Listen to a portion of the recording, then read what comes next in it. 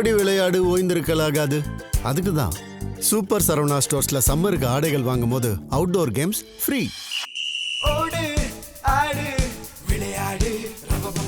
Super Saravana stores summer கோடையை கொண்டாடலாம்.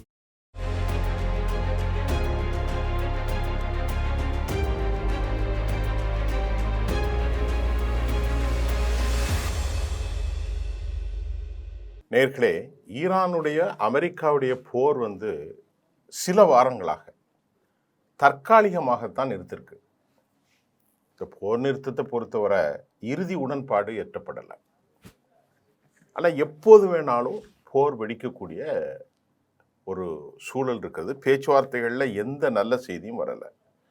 அமெரிக்க president என்ன சொல்லிருக்காருன்னா, US president Donald Trump has expressed dissatisfaction with Iran's latest peace proposal, saying it's asking for things I cannot agree to. அதாவது சமீப காலமாக ஈரானுடைய அந்த நெகோசியேஷன் பீஸ் ப்ரோக்ராமில் எனக்கு நம்பிக்கையும் இல்லை, ஃபுல்ஃபில்லும் அதாவது நிறைவான மனநிலையும் இல்லை. அதை நான் ஏற்றுக்கொள்ள மாட்டேன். ஐ cannot agree to அப்படிங்கிற அவர் சொல்லியிருக்காரு.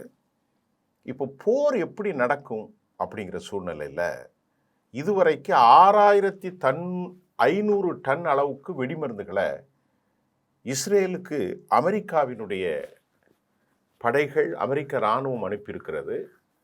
இஸ்ரேலுக்கு 6500 டன்னை தாண்டி யுனைடெட் அரபு எமிரேட்ஸுக்கு லேசர் ஆயுதங்கள் மற்றும் பலவற்றை அவர்கள் அனுப்பியிருப்பதாக கூட நமக்கு செய்திகள் வந்திருக்கிறது.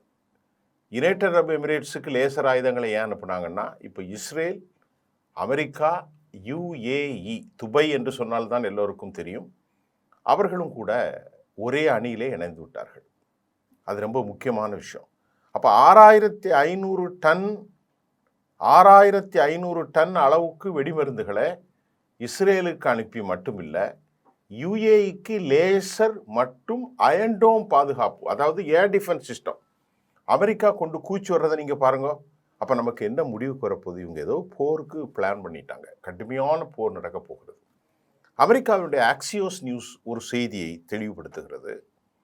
அந்த ஆக்சியோஸ் நியூஸில் கூப்பர், அவர் தான் அமெரிக்காவினுடைய சென்காமினுடைய தலைவர், பெண்டகனுடைய இராணுவ அதிகாரிகளை சந்தித்து ரொம்ப முக்கிய ஆலோசனை. ஏன் அவர் ஆலோசனை நடத்துகிறார் அப்படின்னு பார்த்தா வேற ஒன்றும் இல்லை, அவர்களுக்கு 3 இலக்குகள் இருக்கிறது.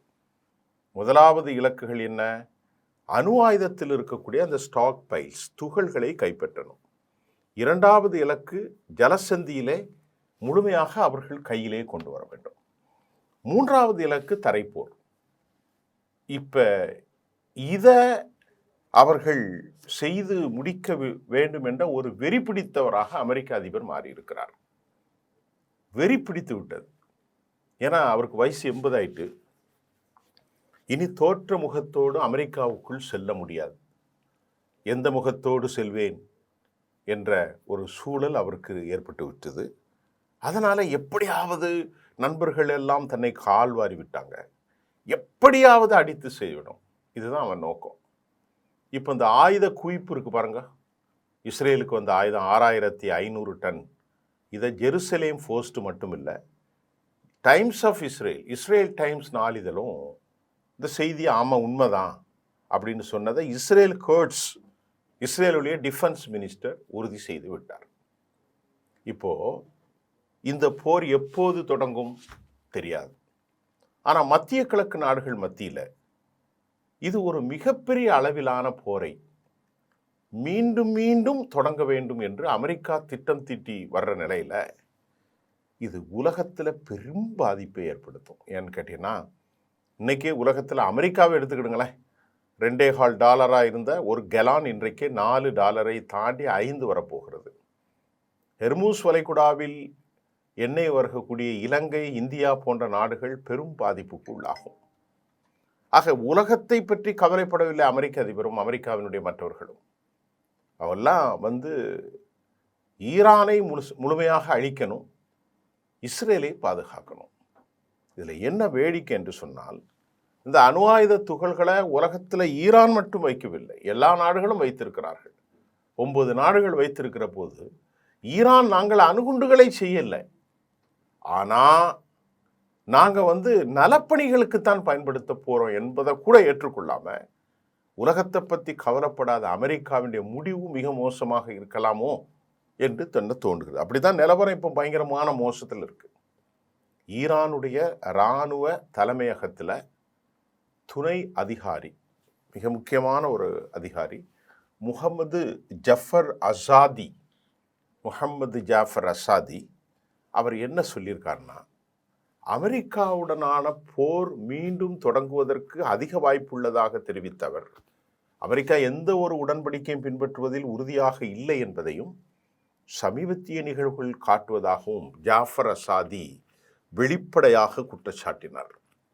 அமெரிக்க அதிகாரிகள் அறிக்கைகள் அனைத்தும் எண்ணெய் விலை குறைவதை தடுக்கவும் தாங்கள் சிக்கியுள்ள இக்கட்டான சூழலிலிருந்து தப்பிக்கவும் மேற்கொள்ளப்படும் நாடகங்களாக மட்டும் இருப்பதாக அவர் விமர்சித்துள்ளார்.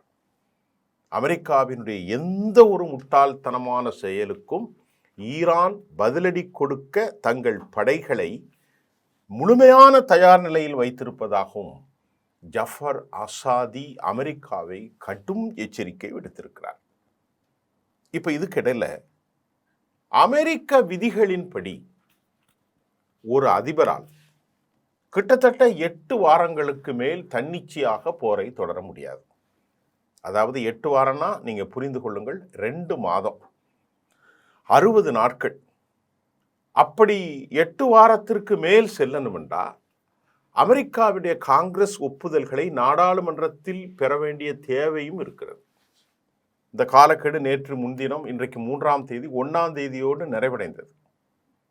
டொனால்ட் ட்ரம்ப் தரப்பிற்கு தற்போது காங்கிரஸிலிருந்து நாடாளுமன்ற ஒப்புதல் கிடைக்காத நிலையில் அவர்கள் நிலைமையை சமாளிக்க வேறு வேறு விளக்கங்களை கொடுத்து வருகிறார்கள். அதாவது போர் சில வாரங்களாக நடக்கலை, அதெல்லாம் கழிச்சிரும். இப்போ அரசு அதிகாரிகள் சொல்வார்கள் இல்லையா, அதே போன்று பணி நடக்காத நாட்களை எல்லாம் சொல்லி போர் சில வாரங்களாக நடக்கவில்லை என்பதால் அந்த காலகட்டத்தை இதோடலாம் சேர்க்கக்கூடாது என்றும், அப்படி பார்த்தா 8 வாரங்கள்லாம் இன்னும் வரலங்க, 4 வாரங்கள் தான் வந்திருக்கு, 5 வாரம் தான் வந்திருக்கு, இன்னும் 1 மாதம் போர் செய்யலாம், இது அமெரிக்கா செனட்லேயும் அமெரிக்கா காங்கிரஸ்லேயும் நாங்கள் கேட்க வேண்டியில்லைன்னு இந்த டொனால்ட் ட்ரம்பினுடைய எடுபிடிகள் மோசமாக பேசி கொண்டிருக்கிறார்கள். மோசமான ஆட்கள்ங்கிறது இப்போ புரிஞ்சுக்கிட்டா உங்களுக்கு அமெரிக்கா எவ்வளவு மோசமான ஆட்கள். இந்த சூழலில் தான் யாரும் எதிர்பார்க்காத வகையில் போர் தொடர அதிக வாய்ப்பு இருக்கிறதுன்னு ஈரான் அதிர வைத்திருக்கிறது. ஈரானுடைய ஸ்டேட்மெண்ட்டு அமெரிக்காவை பற்றி தெரியும், துரோகத்துக்கு உட்பட்ட ஸ்டேட்மெண்ட். சமாதானத்தை பேசிக்கிட்டு இருக்கும்போதே தலைவரை கொலை செஞ்சவங்க, அதனால் அவர்களுக்கு வலி நிறைய இருக்கும். அதனால் இப்போ ஈரான் என்ன சொல்கிறான், போர் தொடங்குவதற்கு அதிக சாத்தியங்கள் இருக்கிற என்றும் 2 நாடுகளுக்கும் இடையே நேரடியாக போர் தொடங்கினால் அது மிகப்பெரிய பாதிப்பை ஏற்படுத்தும் என்றும், குறிப்பாக கச்சா எண்ணெய்கள் விலை புதிய உயரத்திற்கு பறக்கும் என உலக நாடுகள் அஞ்சுகிறது. பயங்கர கேடுகளை அமெரிக்கா உலகத்திற்கு செய்து வருகிறது.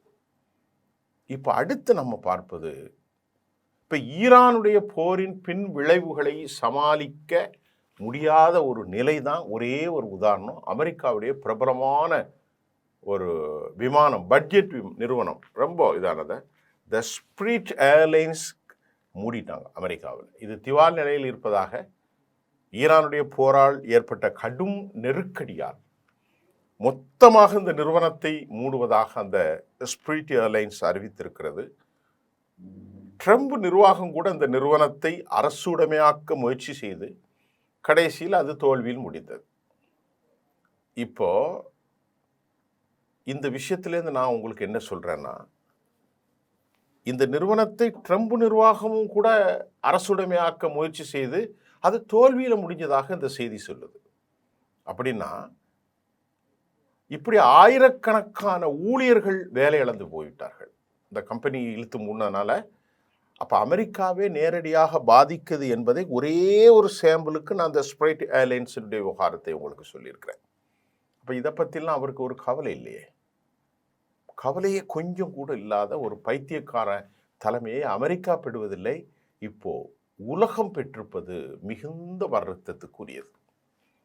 அமெரிக்காவுடைய போர் செலவுகளை நாம் இப்போது பார்த்தால், அமெரிக்காவுக்கு இதுவரை நேரடியாக ஒரு 10 லட்சம் கோடி செலவாகி உள்ளதாகவும், ஆனால் மறைமுகமாக பார்த்தா இந்த செலவுகள் பன்மடங்கு அதிகரித்திருப்பதாகவும் அமெரிக்கா கூறியுள்ள தொகையை விட 4 மடங்கு இருக்கும்னு ஈரானிய வெளிவிவகாரத்துறை அமைச்சர் சையத் அப்பாஸ் அராக்ச்சி தெரிவித்திருக்கிறார். இப்போ இது மட்டும் இல்லைங்க, ஐரோப்பா நாடுகளுடன் ஏற்பட்டுள்ள உறவுல உங்களுக்கு நேட்டோவில் கடுமையான விரிசல். அதனால் ஜெர்மனியில் இருந்த படைகளிலிருந்து 5000 வீரர்களை உடனடியாக அமெரிக்க இராணுவம் திரும்ப பெற முடிவு செஞ்சு, ஈரான் விவகாரத்தில் ஜெர்மனியிடமிருந்து போதுமான ஆதரவு கிடைக்கவில்லை என்றும் டொனால்ட் ட்ரம்ப் குற்றம் சாட்டி இருப்பது குறிப்பிடத்தக்கது. எல்லாவற்றையும் விளங்கினார்கள். இப்போ இதுக்கிடையில் ஈரானுடைய உச்சபட்ச தலைவர் முஹம்மது முஜிதபா கமேனி உயிரோடு இருப்பதை ஈரான் உறுதி செய்திருக்கிறது. ஈரானுடைய உயரிய தலைவர் அலுவலகத்தின் செயலாளர் அயத்துல்லா மெஹ்சான் காமி ஒரு பதிலை ஒன்று சொல்லியிருக்கார். அவர் அளித்துள்ள பதில் என்ன சொல்லியிருக்காருன்னா, உரிய நேரத்தில் எங்களுடைய உச்சபட்ச தலைவர் முஜிதபா கமேனியின் வெளிவருவார். அவருடைய உடல்நிலை குறித்து பலர் கேள்வி எழுப்புகின்றார்கள் என்றும், இது எதிரிகள் கையாளும் ஒரு ராஜதந்திர நடவடிக்கை என்பதும் நாங்கள் இதற்கு ஒருபோதும் பலியாக மாட்டோம் என்றும் அயத்துல்லா மொஹ்சின் கொமி சொல்கிறார். அவர் ஏங்க வெளியே வரல அப்படின்னு ஒரு கேள்விக்கு மொஹ்சின் கமேனியுடைய பதில் என்னன்னா, அவர் ஒரு காணொலி செய்தியை ஏன் வெளியிடலை? யார்? முஜிதபா. இவங்க கேட்குறாங்க, அவர் சந்தித்தவர்கள் ஏன் முன் வந்து பேசவில்லை என்று கேட்க விரும்பினார்கள் என்றும், இந்த கேள்விகளை பயன்படுத்தி எங்களை ஒரு எதிர்வினை தூண்டுவதன் மூலம் தங்களோட இலக்குகளை அடைய அவர்கள் முயற்சிக்கிறார்கள் என்றும் மொஹ்சினா அவர்கள் சொல்லியிருக்கிறார். எந்த நேரத்திலும் நாங்கள் எங்களுடைய தலைவரை விட்டு கொடுக்க மாட்டோம், அவர் நலமாக இருக்கிறார். என்ன சொல்றார்? முஜிதபா கமேனி நலமாக இருக்கிறார். அவர் வெளிப்பட்டால் அதன் மூலம் அவரது உயிருக்கு ஆபத்து ஏற்படும் என்பதாலே அவர் இன்னும் பொதுவெளியில் தன்னை வெளிப்படுத்தவில்லை என்றும் ஈரான் தரப்பில் கூறப்பட்டுள்ளதாக பார்க்கப்படுகிறது. நிலைமை ரொம்ப மோசமாக இருக்குங்க, ரொம்ப மோசமாக இருக்கிறது. தற்போது ஐக்கிய அரபு அமீரகம் தனது நாட்டு மக்களுக்கு ரொம்ப ஒரு முக்கியமான உத்தரவு ஒன்றை பிறப்பித்துள்ளது. யுஏஇ தான் இஸ்ரேல் கூட்டாளி, யுஏஇ தான் அமெரிக்கா கூட்டாளி. அந்த விஷயத்தில் என்ன சொல்கிறாங்க அப்படின்னு பார்த்தா, ஈரான், ஈராக் மற்றும் லெபனான் 3 நாடுகளும் அவங்க சொல்கிறாங்க மக்கள் பயணம் செய்ய வேண்டாம் என்றும் அந்த நாட்டின் வெளிவிவகாரத்துறை எச்சரிக்கை செஞ்சுட்டாங்க. இப்போ என்ன, யுஏஇ தான் போரில் இருக்கிறான், அமெரிக்காவுடைய ஆள் தானே, இஸ்ரேலுடைய ஆள் தானே. இந்த 3 நாடுகளில் உள்ள ஐக்கிய அரபு அமீரக மக்கள் உடனடியாக நாடு திரும்பிடுங்க அப்படின்னு சொன்னதன் நிலை உங்களுக்கு புரியுதா? போர் ஆரம்பிக்க போகிறது. ஈரானுடன் நேரடியாக அமீரகத்துக்கு மோதல் உள்ளது. அதே போல ஈராக், லெபனானின் ஈரான் ஆதரவு படைகள் செயல்பட்டு வருகிறார்கள், ஹிஸ்புல்லா போன்றவர்கள். அது மட்டும் இல்லாமல் ஹத்தாபி ஹிஸ்புல்லாக்கள், இவர்கள் இஸ்லாமிய ஜிஹாதி குரூப்புகள். இதனால் இந்த அறிவிப்பு திடீரென வெளியிடப்பட்டுள்ளது. இருப்பினும் சமீபத்தில் இஸ்ரேல், அமெரிக்கா சேர்ந்துதான் ஈரானை தாக்கியது. இதற்கு பதிலடியாகத்தான் ஈரான் நீங்கள் பார்த்தீங்க, அபுதாபி மற்றும் குவைத் போன்ற ஐக்கிய அரபு அமீரகத்தை தாக்கியது. அப்போது மௌனமாக இருந்த ஐக்கிய அரபு அமீரகம் திடீரென தற்போது தனது நாட்டு மக்களுக்கு இந்த உத்தரவை பிறப்பித்துள்ளதை பார்க்கின்ற போது இது விவாதத்தை மட்டும் கிளப்பியுள்ள, இதன் பின்னணியில் வேறு பல விஷயங்கள் இருக்கலாம் என சர்வதேச அரசியல் நோக்கர்கள் தெரிவித்திருக்கிற கருத்தையும் நான் உங்களுக்கு இப்போது சொல்லிட்டேன். இப்போ நாம் பார்க்கிற போது இந்த விவகாரங்கள் எல்லாம் அடுத்த கட்ட போர் உறுதியாயிற்று. எப்படி உறுதியாகிறது? அமெரிக்காவினுடைய கூப்பருடைய பென்டகன் ஆலோசனை 2ஆம் பட்சம் 6500 டன் அளவிற்கான இஸ்ரேலுக்கு அனுப்பினதை இஸ்ரேல் குர்ட்ஸ், Jerusalem Post Times of Israel Times இதெல்லாம் உறுதி செஞ்சிருக்கு. இது 2வது. 3வது, யுனைடெட் அரபு எமிரேட்ஸுக்கு லேசர் ஆயுதங்களை அனுப்பியிருக்கிறாங்க. ஏர் டிஃபென்ஸ் சிஸ்டத்தை பலப்படுத்தி வருகிறார்கள். இது அடுத்த கட்டம். 4வது, லெபனான், ஈரான், ஈராக் போன்ற நாடுகளுக்கு பயணிக்க வேண்டாம் என்றும் அங்கிருப்பவர்கள் உடனடியாக வெளியேறச் சொல்லியும் உத்தரவு பிறப்பிக்கப்பட்டிருக்கிறது. தற்போது பெர்ஷியன் மத்திய தரைக்கடல் இந்த பகுதியை சுற்றி 20 கப்பல்கள் நிலை கொண்டு இருக்கிறார்கள். அப்போ இதெல்லாம் பார்க்கும்போது மீண்டும் ஒரு போர் மிக விரைவிலே உருவாகி இருக்கிறது என்பதை நாம் தெளிவாக அறிந்து கொள்ள முடிகின்றது. இது ரொம்ப ஒரு சிக்கலான போக்கை உலகத்துக்கு ஏற்படுத்தியிருக்கிறது. அமெரிக்கா தனது இலக்கை அடையலை. குழப்பலான பேச்சை அமெரிக்கா பேசிக் கொண்டிருக்கிறது. என்ன பேசுகிறார் என்றே அமெரிக்க அதிபருக்கு தெரியவில்லை. ஆகவே மீண்டும் போர் எந்த நேரமும் வெடிக்கலாம் என்பதுதான் இன்றைய செய்தியாக இருக்கிறது. இனி அடுத்தடுத்து பதட்டங்களோடு இருக்கும் உலகத்தின் மிக முக்கிய செய்திகளை நான் உங்களுக்கு தர்றேன். நன்றி.